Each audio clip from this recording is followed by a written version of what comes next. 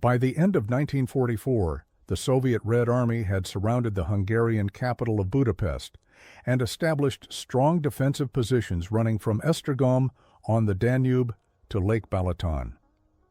On the last day of the year, the provisional government set up by the Soviets in those parts of Hungary, occupied by the Red Army, threw in its lot with the Allies and declared war on Germany. Hungary, the last of Hitler's partners in his European axis, had deserted him, but not the Hungarian army. In order to protect the country from the Bolsheviks, whom they feared and hated, what was left of the Hungarian army continued to fight alongside the Germans. On New Year's Day, 1945, the only sizable German reserves on the Eastern Front launched an offensive, codenamed Conrad, to relieve Budapest and secure the southern Hungarian oil reserves. By January 6th, General Herbert Otto Gill's IV SS Panzer Corps had come within 25 kilometers of the Hungarian capital, but then, in the face of rapidly redeployed Soviet units, the attack stalled. On the same day, the Russians launched an attack across the Gran River, north of the Danube, with the equivalent of 2 tank divisions and 4 infantry divisions. Designed to disrupt the German offensive, the attack was successful and had advanced some 50 kilometers by the 8th. German countermeasures succeeded in halting the attack, and by the 14th, the Russians had lost half their gains and some 200 tanks. Nevertheless, they still held a sizable bridgehead west of the Gran River. In the meantime, Gill's IV SS Panzer Corps had renewed its attack on January 10th, and after taking the Soviets completely by surprise, had advanced to within 21 kilometers of Budapest by the 13th. Then, despite Gill's assurance that he was on the verge of a breakthrough, Headquarters Army Group South inexplicably called a halt. SS Lieutenant Colonel Fritz Dargus, commanding the 5th SS Panzer Division's Panzer Regiment, said later, "The head of our assault unit could see the panorama of the city in their binoculars. We were disappointed, and we could not believe the attack was stopped. Our morale was excellent, and we knew we could free our comrades the next day." Be that as it may, Hitler and the High Command had other plans. On January 16th, Field Marshal Gerd von Rundstedt, commander of German forces more than 1,000 kilometers away on the Western Front, received the following order. Kinsey West is to withdraw the following formations from operations immediately and refit them. ISS Panzer Corps with 1st SS Panzer Division LAH, Liebstandarte Adolf Hitler, and 12th SS Panzer Division HJ, Hitler Youth. 2 SS Panzer Corps with 2nd SS Panzer Division DR, Das Reich, and 9th SS Panzer Division. Last day of refitting is 30th January. Also at this time, Hitler sent his personal adjutant, SS Major Otto Günsche, to warn the 6th Panzer Army Corps commander, SS General Sepp Dietrich, that within a month he would be required to move his army to the Eastern Front to launch a new offensive designed to secure the vital oil deposits in southern Hungary and perhaps even regain the oil of Romania. Both Dietrich and General Heinz Guderian, the Army Group Chief of Staff, had wanted the 6th Panzer Army deployed behind the Oder River to protect Berlin and northern Germany, but Hitler would have none of it. The only natural oil deposits in German-controlled territory were those around Nagy Kanizsa in southern Hungary, and with Allied air attacks disrupting and often neutralizing the synthetic gasoline production sites for long periods, it was essential to protect them. Without this crude oil, the battle could not be continued. Dietrich and the trusted divisions of the Waffen-SS were to be given responsibility for this new offensive, codenamed Spring Awakening. In view of the time needed to refit and move the 6th Panzer Army to the Eastern Front and secure the ground west of the Danube for the new offensive, Hitler ordered a third attack in Hungary on January 18th, using much larger forces. This was designed primarily to cut off and destroy all Soviet troops north of a line drawn from Lake Balaton through Székesfehérvár to Budapest, and secondarily to liberate that city. The Pest garrison had in fact withdrawn across the Danube to the hills of Buda the night before. Since the Russians had depleted their defenses in this area to meet the previous German attacks in the north, the new offensive was initially very successful. Within 3 days, a large section of the west bank of the Danube had been secured 35 kilometers south of Budapest, and the Germans then turned north and northwest, threatening to link up with other forces attacking in the north and cut off an entire Soviet front. By the 26th, however, with their forces in the south only 20 kilometers from Buda and in the north half that distance, the Germans were exhausted, and this was the moment when Marshal Rodion Y. Malinovsky went over to the attack. Although the Germans continued to hold Székesfehérvár and the ground between it and Lake Balaton, by February 3rd, they were more or less back to their original positions. Buda fell finally on February 14th. The siege had lasted 51 days and had cost the Axis over 7,000 men. Meanwhile, Marshal Georgy Zhukov's and Marshal Ivan Konev's offensives in the north had advanced over 150 kilometers. Warsaw, Lodz, and Krakow had fallen, and a Soviet army had entered East Prussia. The Red Army was now a mere 200 kilometers from Prague, and worst of all for the German people, it had crossed the Oder River and was only 70 kilometers from Berlin. The Germans saw the Soviet bridgehead over the Gran River north of Esztergom as a potential assembly area for a major Red Army thrust toward Vienna, and as such it had to be eliminated before they could launch their own Operation Spring Awakening. Therefore, on February 13th, Headquarters Army Group South ordered the commander of the German 8th Army to attack, concentrating all available infantry and armored forces and accepting the consequent weakening of other front sectors, with the newly arrived ISS Panzer Corps, after a short artillery preparation, to thrust from the north to destroy the enemy in the Gran Bridgehead. The operation was given the code name South Wind. Although the bridgehead had existed for over a month, the Germans had no detailed intelligence of Soviet strength or dispositions within it. The operation order issued on February 13th merely stated that aerial photography and ground observation indicated that the Soviets were in a defensive posture. It also noted that a mechanized division was positioned in the center of the bridgehead, a Guards Mechanized Corps, and a Guards Tank Corps, with the attached 6th Guards Tank Army are probably located in the refitting area east of the Gran. These units could be expected to reinforce the bridgehead if necessary. The order added that there were known to be anti-tank blocking positions, supported by mortars to the west of Bruty, a continuous fighting trench running from Obid in the south through Muzla and Gbelchi to just south of Bruty. The Paris Canal formed a considerable obstacle due to flooding, and although the roads and tracks were beginning to thaw out, they were not yet soft. Single bridges across the Gran existed at Bina and Kamenin, and there were 2 more near Nana. In fact, the Soviets were much stronger than the Germans realized. In addition to the Guards Mechanized Corps already mentioned, which provided a centrally located mobile reserve, there were 2 Guards Rifle Corps in the bridgehead, with a total of 7 rifle divisions. 5 of the rifle divisions were in perimeter defense, while the other 2 provided second echelon defense in depth. Even if these divisions were below strength, this would still mean that the Germans were up against well over 6,000 men with 100 to 230 tanks and self-propelled tank destroyers, over 100 anti-tank guns, some 200 heavy mortars, and over 200 guns and howitzers. Containing the Soviet bridgehead before the opening of the German offensive were 3 German infantry divisions with 1 Hungarian infantry division and parts of another, supported by elements of a German panzer division. The Germans were correct in their appreciation that the Soviet forces were in a defensive posture.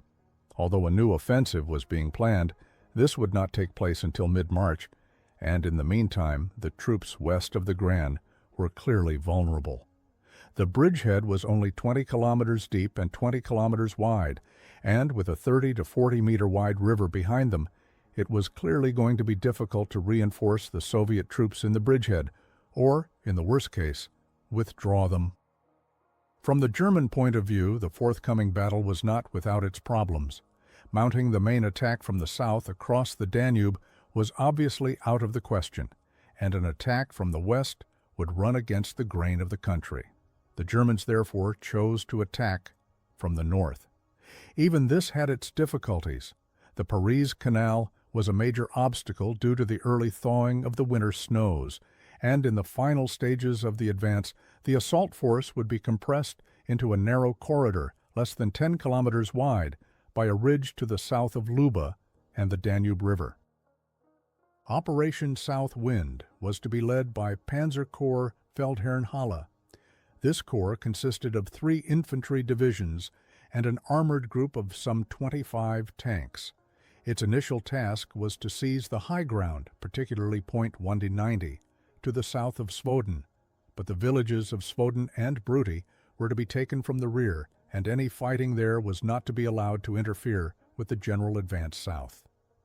SS General Hermann Priess's ISS Panzer Corps was to follow closely behind the Feldherrnhalle and, after crossing the Paris Canal, was to capture the ridge running east from Gebelche before pushing on toward the Danube at Sturovo. A reinforced regimental group from the 6th Army south of the Danube, known as the Hupe Regimental Group, was to establish a bridgehead across the river near Obid in the early phases of the offensive and cooperate with Priess's men attacking from the north. The Luftwaffe was tasked with supporting South Wind by attacking known anti-tank defenses south of Svoden and Bruty and in the Musla-Luba sector, as well as delaying and destroying any Soviet reinforcements attempting to cross the Gran River. From February 12-15, ISS Panzer Corps moved to a staging area around Nove Zamki. Tracked vehicles moved by rail and those with wheels by road. A platoon commander in the 9th SS Panzer Pioneer Company recalled, "Rations were excellent. We learned from the civilian population the various uses of paprika. The people were very friendly. They recounted to us the good old days, Germany, Austria, Hungary. During the evenings we drove to see films in Novozamki." Then, on the night of the 16th, the 1st SS Panzer Division Leibstandarte Adolf Hitler, LAH, and the 12th SS Panzer Division Hitler Jugend, HJ, moved again into a final assembly area behind the Feldherrnhalle. The latter's infantry divisions were located in and around the villages of Ruben, Dubnik, Velk, and Kvetna, and the armored group near Farna. This was an ideal place to assemble with rolling hills and plenty of cover.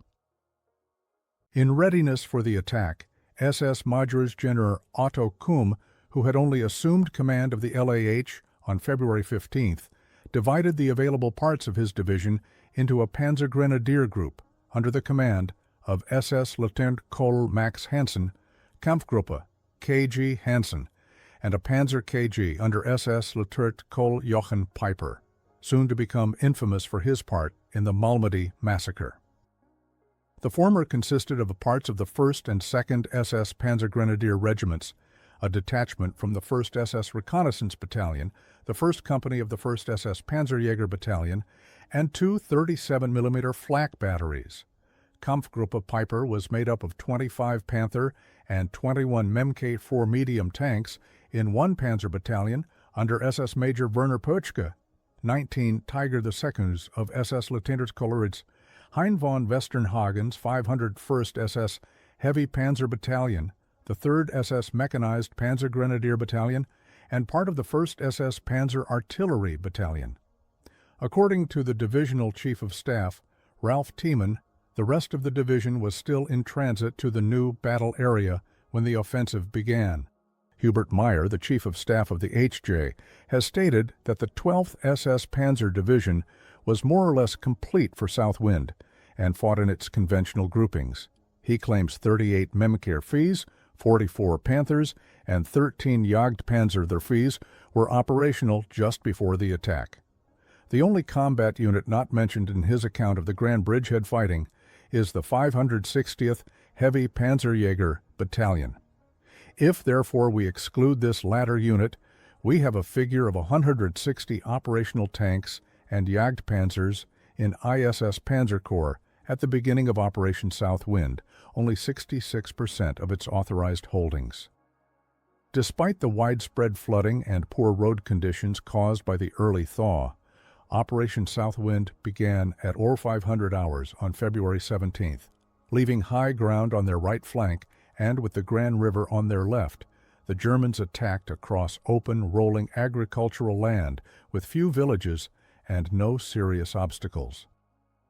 The artillery of ISS Panzer Corps joined in an opening barrage by the guns of Panzer Corps Feldherrnhalle, and in the most critical area of the attack, the center, the Russians were taken by surprise.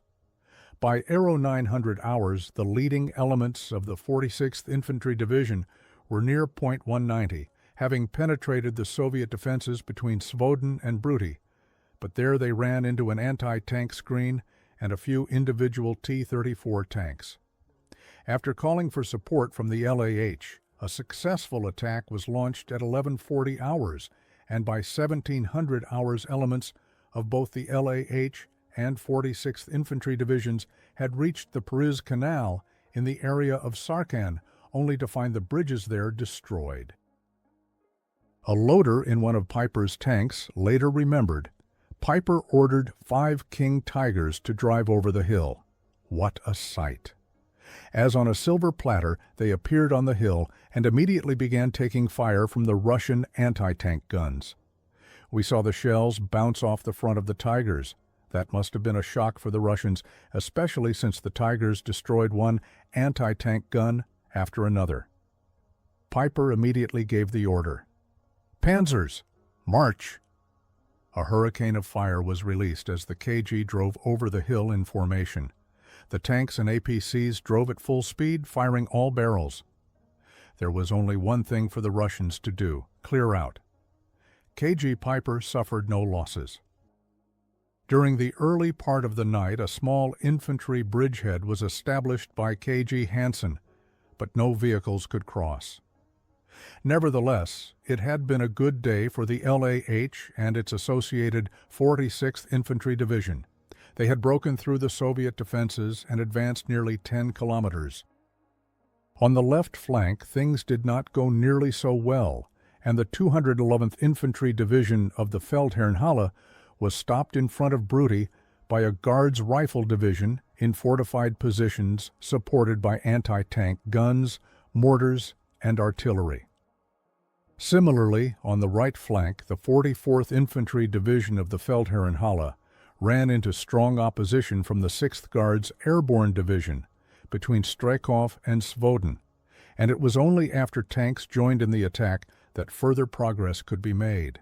By 1700 hours, Svoden had been captured, and the advance continued toward the canal and Vieska.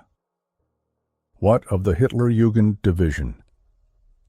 It had followed behind the LAH, and during the afternoon, the 26th SS Panzer Grenadier Regiment was committed on the right flank of its sister division to secure a crossing of the Pariz Canal. The 1st Battalion of the 26th Regiment managed to make a crossing just to the north of the large village of Gebelce by about 2100 hours, and the 2nd Battalion followed into the shallow bridgehead. Soon after midnight, the 2nd Battalion had reached the road junction 1,500 meters northeast of Belche, and both battalions then went firm. A small canal crossing, capable of taking wheeled vehicles, was discovered in the same area. During the night, the Russians counterattacked with a battalion of infantry and at least 2 T-34s, but were beaten off. The commander of Army Group South, General Otto Wühler, was anxious that the Soviets should not be allowed to recover their balance and build up a second offensive line to the south of the canal. To prevent this from happening, the Hupe Regimental Group from south of the Danube was ordered to cross the river that same night.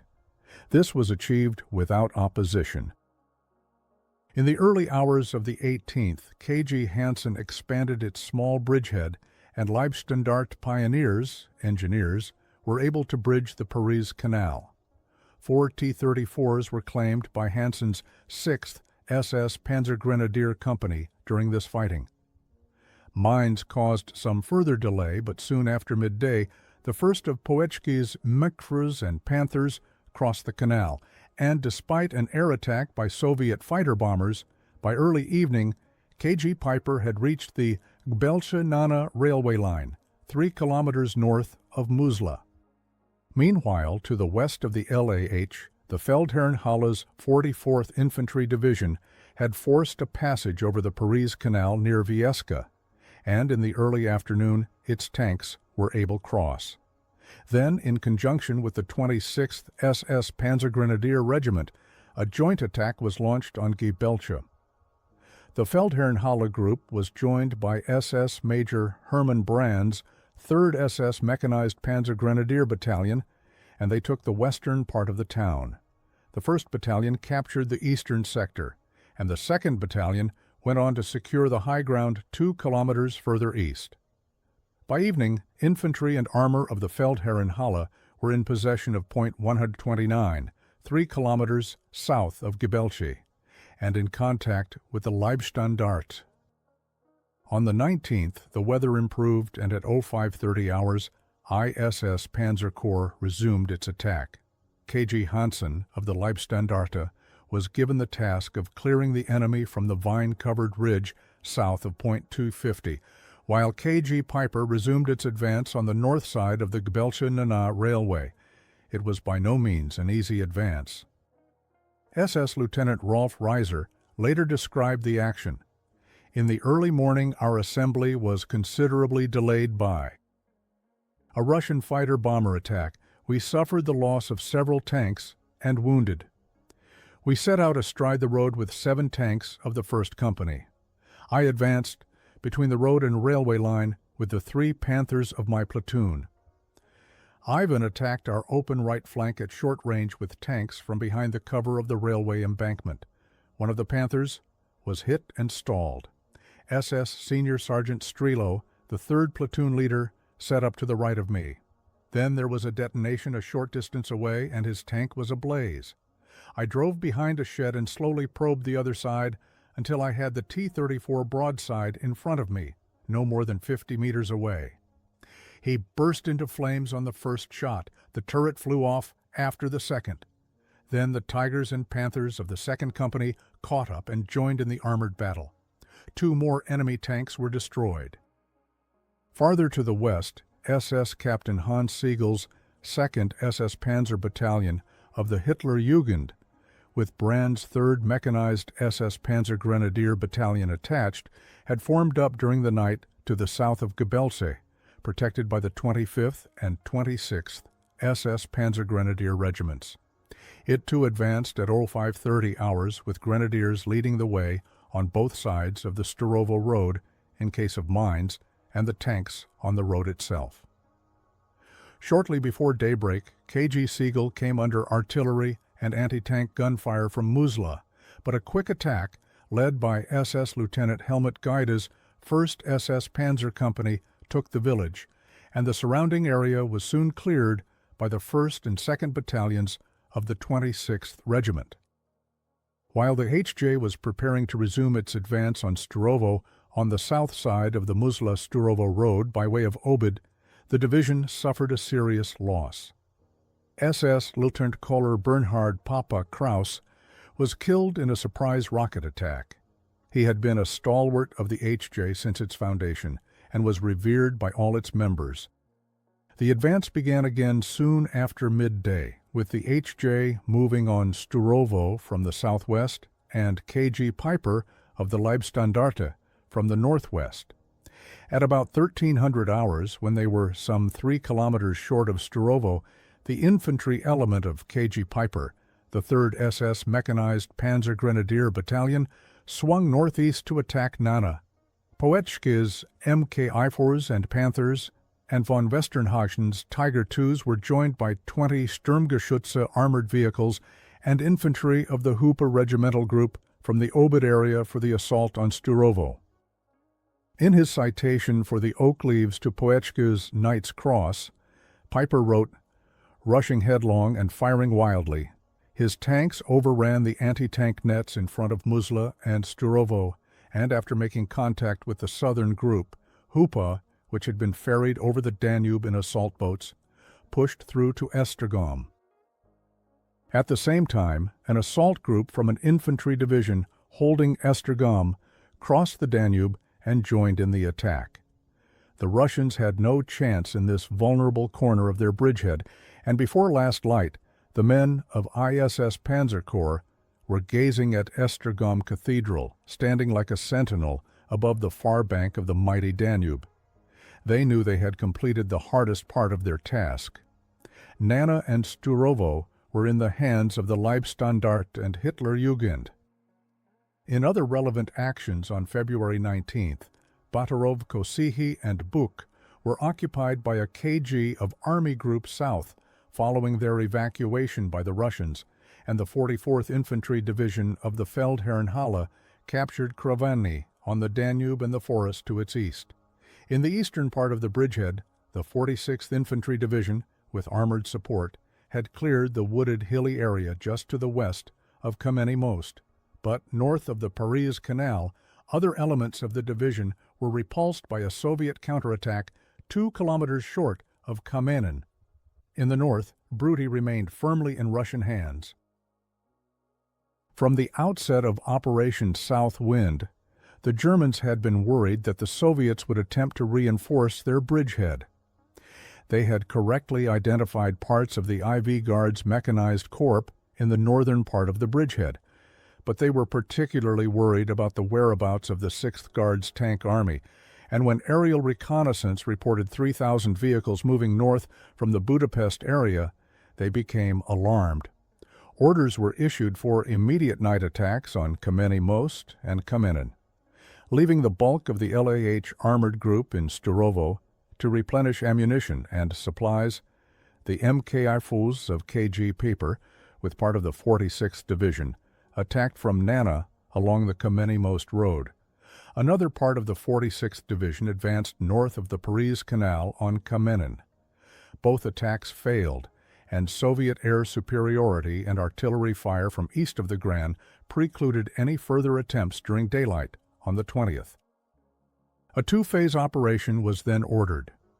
In the first phase, the LAH and 46th Infantry Division were to take Kameny Most in the south of the remaining bridgehead, while the HJ, with support from the 200th Volksgrenadier Division, VGD, was to secure Bruty in the north. In a second and final phase, the twin divisions of ISS Panzer Corps would clear Kamenin and Bina, respectively. Parts of KG's Piper and Hansen, with support from the 46th Division, successfully entered Kameny Most during the night of the 21st, but soon after dawn, they were forced onto the defensive by Soviet artillery fire and continuous air attacks. Rolf Reiser recalled, "Piper had decided upon a night attack because we were covered by massive fire during the daytime from enemy artillery positions on the raised eastern bank of the Gran. We rapidly crossed the softly rolling terrain directly under the chain of hills that ran west of the road and railway line. We turned east in order to penetrate frontally. Then massive Russian artillery fire was initiated. A curtain of iron and fire hung before us. Flares and tracers illuminated the night and showed us the way to the enemy positions. We rattled across the railway. Then there was a crack and flash of light. We were hit. We caught fire immediately. My gunner followed me as the last one out of the turret. We landed in a trench with Ivan, who was as surprised as we were. Armed only with pistols and bare fists, we defended ourselves. We finished off the Soviets in the cover of the burning tank and the exploding ammunition. The assault was resumed with the coming of darkness, and by 2100 hours the last Russians had withdrawn from Kameny Most. Meanwhile, during the 20th and 21st, the Hitlerjugend was relieved by the 44th Infantry Division and moved to a new assembly area southeast of Varna in readiness for its assault on Bruty. The ISS Panzer Corps was thus poised for its final battles west of the Gran River. with aerial reconnaissance and other intelligence sources confirming that the IV Guard's mechanized corps had withdrawn across the Gran and other troop movements toward the river had apparently halted, Hermann Priest and his men had every reason to be confident of success. Headquarters Army Group South concluded that the Soviets must be expecting a German assault across the Gran. Therefore, defensive positions on the east bank were being prepared with all available reinforcements. In fact, Hitler had forbidden any such assault and demanded that his Leibstandarte Corps be freed as soon as possible for his new offensive Spring Awakening in the Lake Balaton area. In preparation for its attack on Bruty, the HJ had to rely mainly on aerial reconnaissance and on information provided by the 211th VGD, which had already failed to take the village.